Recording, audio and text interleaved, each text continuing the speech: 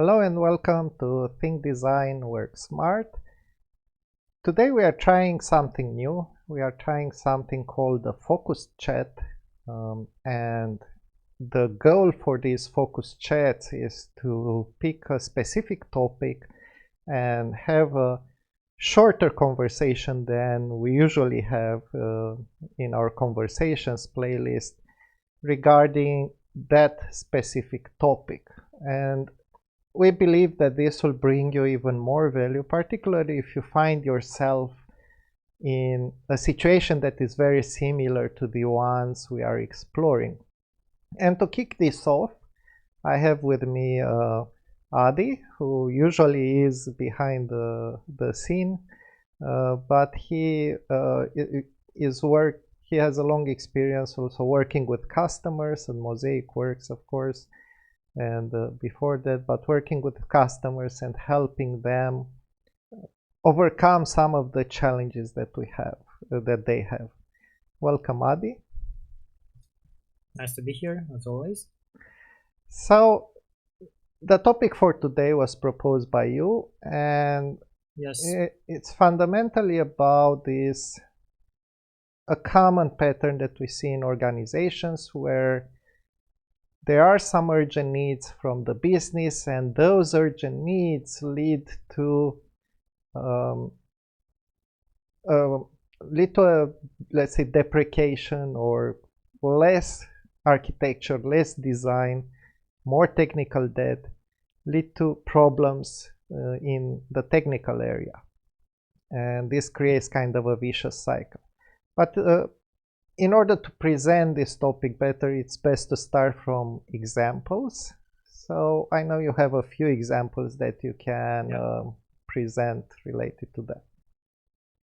Yes, so I have more examples, but I'll basically, in every organization I've been, I saw this in a way or another, where the business, of course, wants to do things, and there is usually a tension between the business and the IT or software development department, or however you call it, and that is not necessarily a good thing. I guess Agile was supposed to come to us with having these people collaborate more. So this is why we want business and IT people to collaborate and understand more. And in these examples that I'll give you, in some of them they do collaborate, some of them they don't. In one example that is more recent, it's obvious that there's a business that there are business people that want very strongly to be very fast and push for new features and new features, but they don't really accept losing the pace, so loosening the pace. So it's always develop, deliver, and they would like even more than what's going on now.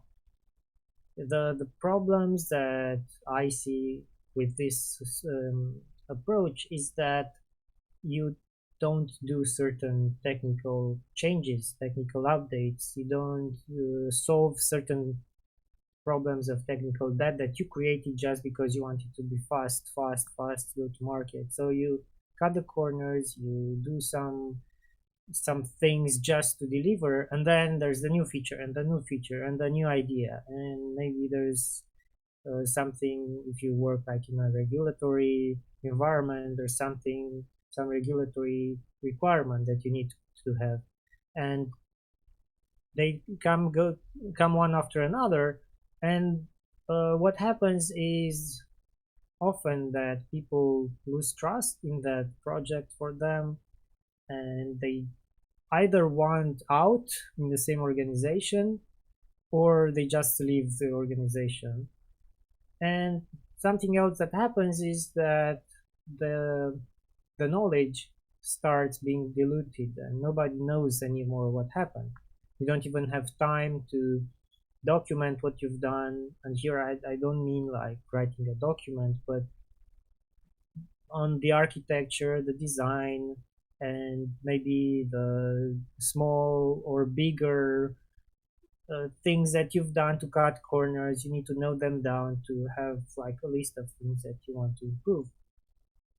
After time, we both saw that you have this situation where products can really exist there, but nobody can change them anymore, or the change is so difficult, so slow that I don't know, changing a button takes 6 months, and we saw that. We saw that in many organizations. On the other side, I saw business people really wanting to come very close to the software people and really be one organization. Don't not treating those two parts separately. So wanting to be one organization that is a product organization, a delivery organization, and they work together and they trust the software people, the architects, the programmers, the testers, the business analysts, the people who do deployments and all these and keep all the live system in production, and they trust them. And by trusting them, they when they say, "Well, look, we need to update the system, or we need to make sure we have a new system because it will help us a lot in the near future, or we have some legacy code here because we delivered very fast," and they always enter in the backlog, in the product backlog, these items, these technical items. So I see two very different approaches. And I think the first one, where you just want to deliver business features, is going to a dead end in the end. And then you have an extreme cost of replacing that product, and you will start seeing a decommission rather than working and continuously improving it. And on the other one, I think that you have a very long-lived product that at the end will be cheaper, will be nicer to work for, and also will be something that brings value, continuous value to the business. So in a way, it's a vicious cycle to this. Okay, so I have a few remarks. I agree in principle, and again, I've seen this again and again in organizations, but there are a few nuances to this whole thing. First of all, when I was a junior developer, it was very common for me and for my friends to complain about the business. Right? The business keeps changing, the business doesn't make up their mind, they keep coming with new requirements and so on. And it took me a few years to work with also with business people and to understand businesses more in depth, to understand that they don't do that because they are evil and they just want to change code and make our development, our lives as developers hard. It is a need of the business. It's in the nature of a business to evolve if it wants to stay in the market. So basically for many organizations, the option is, we need to evolve, we need to change, or we will die at some point or another. And if they die, or we lose customers, or we lose money, we lose more money than we could. So there's a moment now when we need to invest because there's a good market moment, and that now we need to push, but there needs also to be a moment to slow down. Yeah. So what I want to say, just to clarify one thing, it's normal for a business to want a lot of things and to want them fast. This is something that is expected. What is often actually what happens is that the technical side, the application, the product development part, the IT side, and so on, becomes a bottleneck for the business. It often happens that this is the case. And we have to understand that we often are in this situation where we are the bottleneck. We, the developers, we, the IT people, we are a bottleneck for the business, and we have a few options of dealing with that. And some of them are good, some of them are not so good. One of them is to cut corners and to try to deliver fast and so on, which doesn't work on medium to long term. Another option is to quit or to not care anymore, which is again not something that helps anybody in the end. And another option, the third one, is to find ways to collaborate with the business. So you mentioned situations where you can have a collaboration between the technical side and the business side. There's a relation of trust established there, and this trust is gained by saying, okay, so now we understand that you have an urgent business need. We'll push on that direction, because, by the way, these business needs, they don't come linearly. They don't come like we have one more and it's clearly delineated and it's easy to kind of work on it. They come in batches. Sometimes you have more of them, sometimes you have fewer of them. Yeah, but most often it's like that. You have a lot of them, and then you need to refine them, and you just take half, and then you discuss with the IT, and they say they can only deliver 10% of that half, and then at the end they only are able to deliver 5% of that half, and that's extremely frustrating for any business person who knows the market and knows they can expand more, they could do more, but they see IT as a bottleneck. Yeah. So then the question is, and I think that is the fundamental question that we have in software development. And I liked, just a quick parenthesis, when you started, you talked about how business and tech should work together. And this was Ken Beck's idea with extreme programming, that this will solve this problem.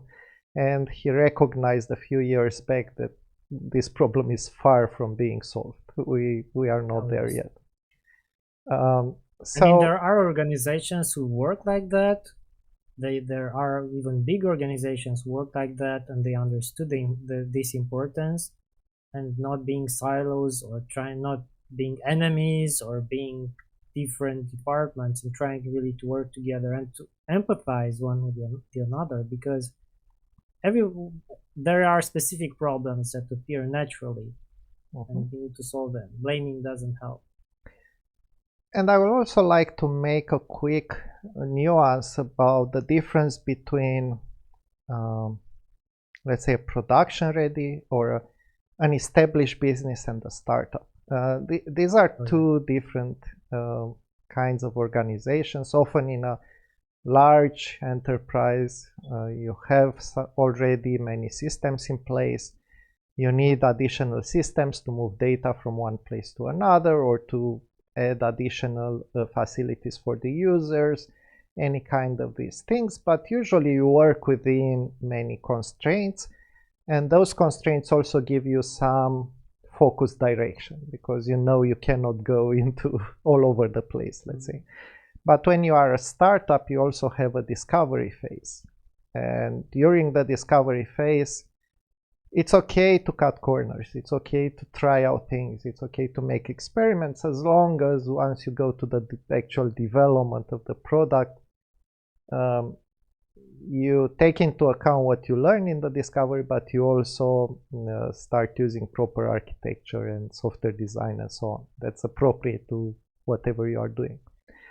So these are some nuances that I wanted to clarify. I guess this could apply also in a big organization. When you have a new product, you could start cutting corners, but if you have a lot of business pressure on you, no, let's go on, not solving those corners that you cut in the beginning to maybe have a faster time to market, and not slowing down, that will generate very bad problems that tend to come back like a boomerang to the business, not being able to deliver But the problem is that they will start blaming IT because why can't you deliver faster?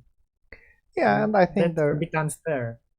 I will go back to this because I think, okay, there is some fairness into it. I don't think it's completely unfair. But one thing that I have to say is that this has improved a lot during the time of my career. When I Yeah. started, it was often that we would show a prototype that was just sometimes it was just a PowerPoint file, or sometimes it was Mhm. just, static HTML with links that were just completely hard coded, everything was pre-filled and so on. And we would show that prototype and customers would ask us, okay, so now why do you need 1 more year to make this work? Because it works now. And Yeah. there was a lack of sophistication in understanding what software is. And Mhm. I haven't seen this for many years. So whenever I work with our customers and even with people who don't know a lot about software development, they understand now that a prototype is very far away from the actual product. So this thing has Yes. improved a lot because before then, you do the discovery, you'd make a prototype, and everybody was expecting, in 2 weeks you'll have the product ready Mhm. now because you've Yeah. done the work. And we understand, everybody understands now that it's not complete. But let's go back to what's fair and what's not fair. And here I have uh, it's interesting to discuss this because I believe, from my point of view as a programmer and as a professional in software development, my responsibility is to deliver maximum value to the business. And whenever there are times when developers don't live up to this responsibility. And we can discuss reasons. Sometimes the reasons are that they are not uh, well trained in the practices that they need, or that there's not adequate support in the team for the things that they need, and so on. But I believe that this is still a responsibility of the developer, right? And so when the business comes and says, so we told you to do this, you didn't fight back, you made a mess, right? And now you are coming back to us saying that, we made a mess because you pressured us. Um, and of course, there is an unbalance in the pressure of business towards developers, right? Many people from business are much better at placing pressure than developers are able to respond to pressure. That's, I guess, a fair point. But on the other hand, I still think that this responsibility issue is something that needs to be taken into account. So I cannot just abdicate and say it's unfair for you to ask of me something that is my specialty. My specialty should Yeah. be to deliver the maximum for the business. And if sometimes this means explaining that, we need to, okay, we incurred some technical debt because we move very fast, but now we need to pay it back.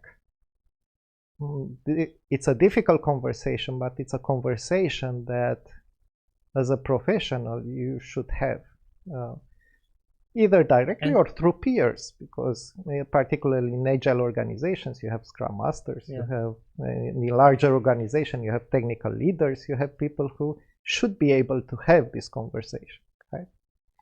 And I think we need also to get into some very unpleasant part that probably in most of the organizations where we saw that this is going on, most of the people from the, let's say, IT, the software department, weren't actively wanting to learn the new practices, the new tools, the newer things that could make them more efficient or to be able to respond to those needs that the business wants. And I We like, often see practices that we saw 15, 20 years ago, and they say they are top, yeah, and that's weird. and that's one funny thing. You talk about new practices, but the practices we are talking about, like refactoring, test-driven development, or even it doesn't have to be test-driven development, at least test-first programming, or at Testing. least unit Yeah. testing, um, or design principles like low coupling, high cohesion. They're Or very old. these are not new. You talk about them as new, you say new practices, and I will Yeah, but pick I a meant bit new of this practices, for like I them. don't know, Yeah, like specification by example. Okay, that's a yeah, bit newer. That's only okay, 8 years old. Or let's talk about, I don't know, the newer practice of how to deploy in a package with Docker container and so on. I don't know. It's like 4 or 5 years old. So if we talk about this, nobody, I don't see often. So most of the cases, not it's not the general thing. Sometimes there are a few people very actively wanting to learn, but for the majority of people, they aren't actively interested in that. And maybe it's the fault of the organization that they don't try to come up with new ideas and new trainings. But I think it's also a personal thing. I couldn't live in a world where I don't learn myself. I don't read a book, an article about whatever is new now in my profession. yeah. On the other hand, I used to be very quick on placing judgment towards people, but we know that every developer, they have families, they have other interests and so on. It doesn't mean that you have to learn all the time in your Of spare course. time or in your own Yeah, time.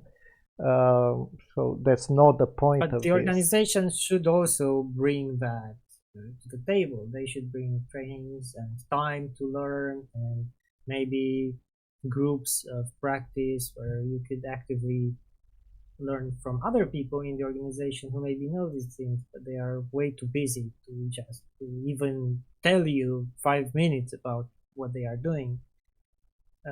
So maybe that's of course another reason, or another way of working. So that's what you said, that in a way business has a point and they would like to deliver faster. And if we look at the newest practices, newest meaning 20 years until now, I think you can probably. It's going to need a lot of time, a lot of investment in in acquiring those skills. The organization should do that because they will benefit greatly from it. Yes, and the problem with this type of issue, when you have so the business has urgent needs, and those urgent needs are implemented fast and cutting corners, and architecture and design goes down the drain in time. The problem is that you only learn about this problem very late in the process. You learn about it when you realize that you need even more things. Usually, that's what happens with business. You need even more things, but you cannot scale based on people anymore. Mm-hmm. You cannot just add more people and things will work faster.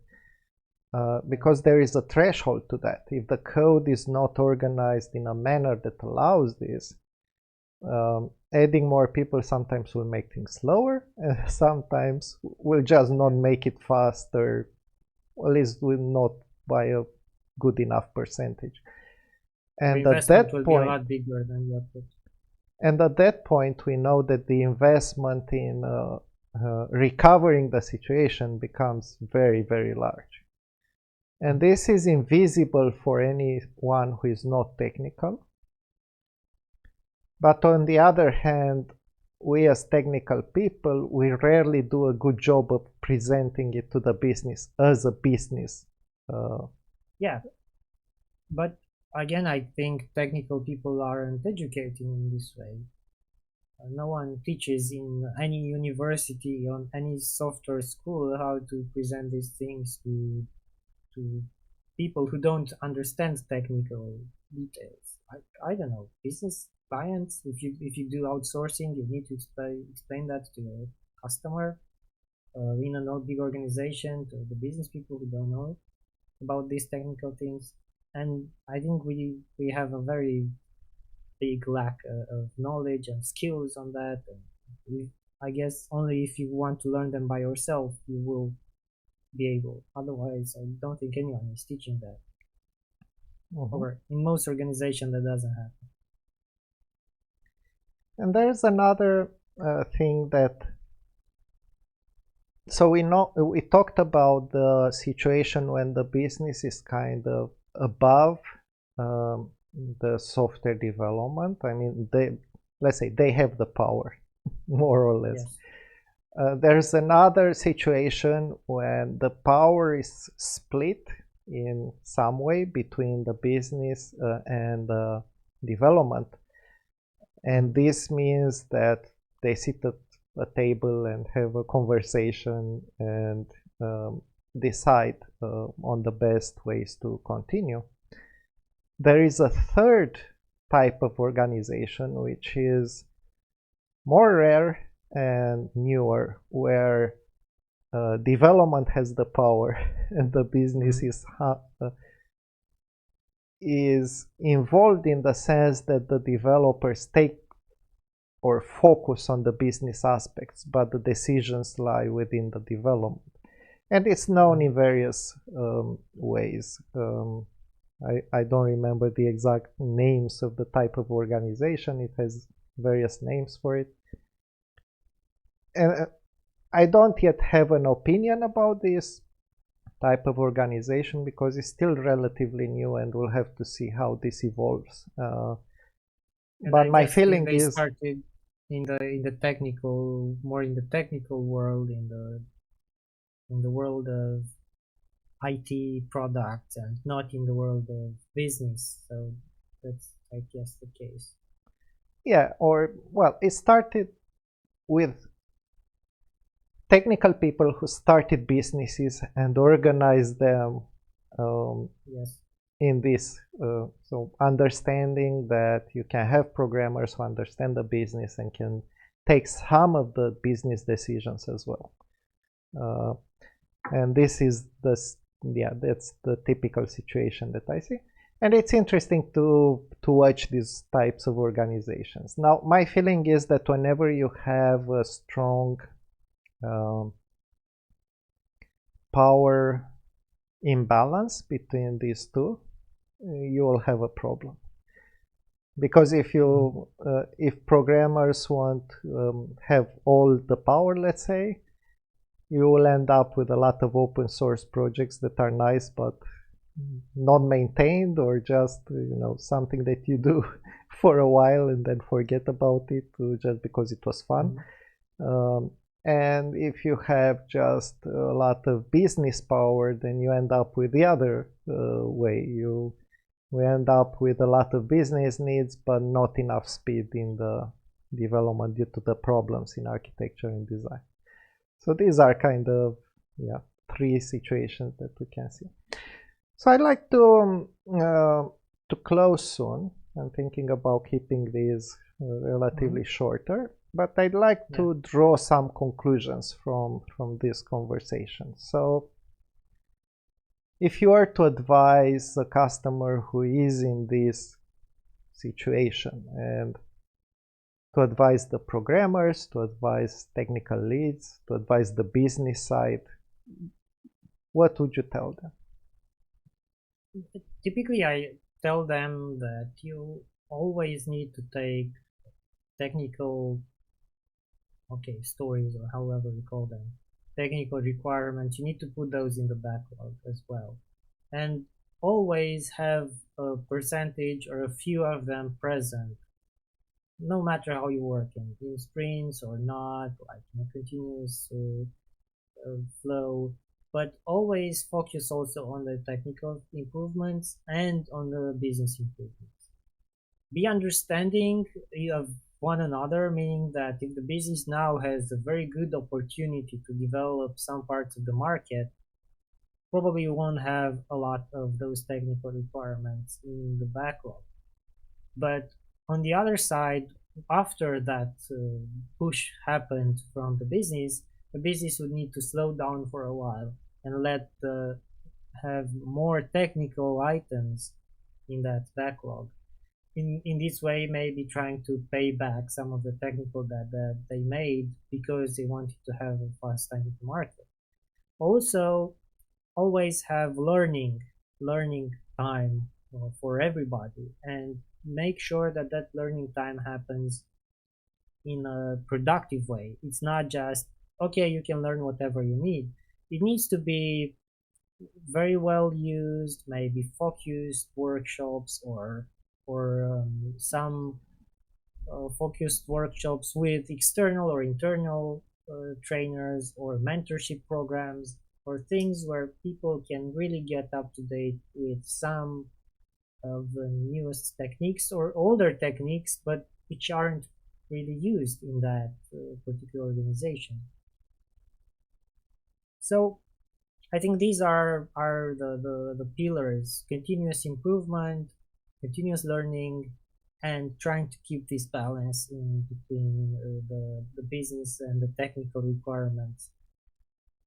Even though, like, I saw some examples of business, even when the business had the decision, they were smart enough and wise enough to always listen to the technical people. And if they were saying, no, we really need this, and they looked in their eyes and they said, look, we really need this, they will let it happen. So it's more like an approach that can lead from the, let's say,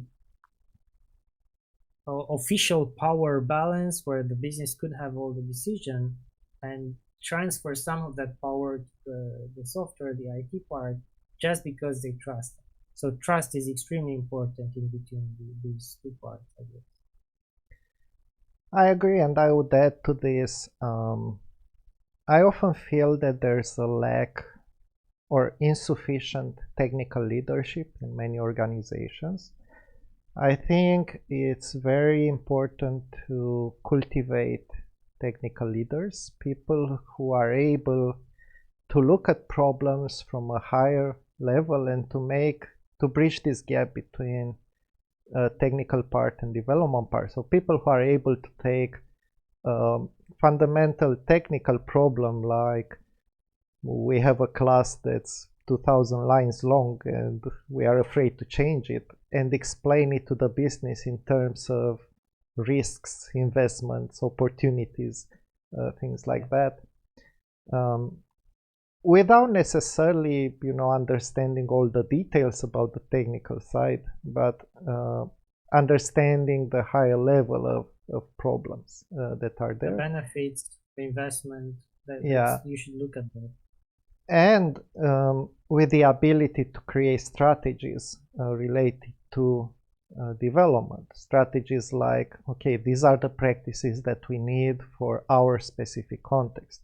It doesn't mean that we have to be full XP. It doesn't mean that we have to, have all the practices in the world and Docker and microservices and everything that's new and shiny. But pick those things that are particularly fit for our business scenarios, and not in terms of architecture, but in terms of what we do daily, in terms of what developers are doing daily. And these can be things like, automated tests strategy. Which of the things do we test automatically, which we do not? And which of those things do we test with unit tests? Which of those require, Selenium-based tests or whatever else, other types of tests? What do we document and how do we document? Do we document through some kind of modern approach like specification by example and so on? Or do we document using documentation of certain form? So these are all things that I call strategies or policies that often lack in development teams. And whenever I saw them in place, they gave clarity to developers, and they gave a lot of value for the business because they were aligned with the business and adapted to the particular context of a business. Every business is different, has different needs, and software is a support activity. It's not something that we do, well, we do for the fun of it, but because we are programmers, but generally we write code because there's a problem to solve. Yes. And I would add to this perhaps another one, which is educating developers, even developers, to argue by using terms that are not technical. Even when you argue about software design and about design decisions, your argument should be about this code structure improves clarity or improves changeability, or instead of I like this because I've seen this before, or because I don't know. Yeah, but you need arguments for that, right? You need to educate yourself, and you need a very strong basis to be able to have that discussion. So that's why I say part of the, let's say, continuous education that you are mentioning, I think should also be about these kinds of arguments, which you should be able to successfully take at least one level up in management, or 2 levels up in management, and that person to at least understand what you're talking about. So I think jargon, just normal words. That's what I say. Yeah. So not things like we need to use more controllers and less, or I don't know which ORM, or that's a detail. It's more like more about things like, okay, we have a readability problem, we don't understand parts of the code. This means that every time we want to change the code, this slows us down. And at least somebody else can understand that, right? And they will understand the need for, going there and renaming some things without any. Now, there's also a school of thought that says that business shouldn't dictate what you do and you don't do as a developer. And I partly agree with that, in the sense that I never ask a product owner whether I'm allowed to write tests or not, whether I'm allowed to do test-driven development, whether I'm allowed to do refactoring.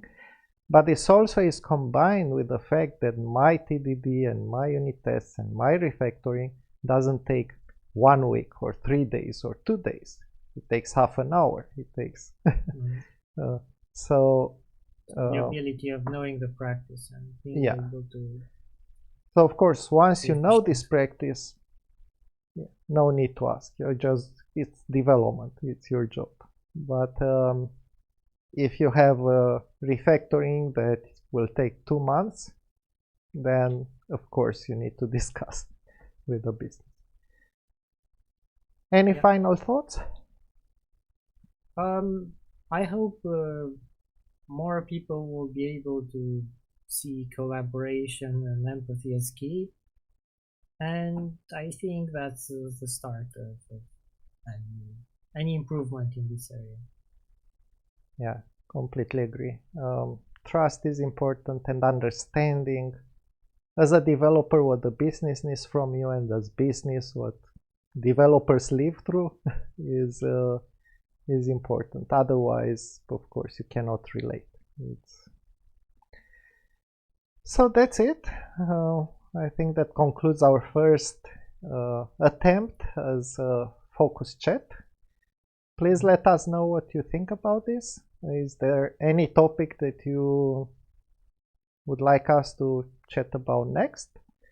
We might even bring in outside guests, but for the moment we wanted to experiment with this, and we have a lot of topics that we can still discuss between ourselves. we have to pay our dues for the YouTube algorithm, so please like, share, subscribe, tell other people about this conversation, leave us a comment if you agree or disagree, or if you are completely opposed, or if you live through such a situation and you manage to get out of it, perhaps by using other means than those that we discussed here. It's always interesting to hear from our audience what they tried and what they lived through, what they experienced. But with this being said, I hope this was informative, and don't forget to watch other videos from this channel. We have a lot of interesting conversations with people from software development and with a lot of experiences that these people live through, sometimes for decades of career. So it's usually very interesting what gets out of these conversations. I'd like to thank you for watching. Thank you, Adi, for coming up with this idea and for managing the recording and all this and editing of the video. And until next time, remember to think, design, and work smart.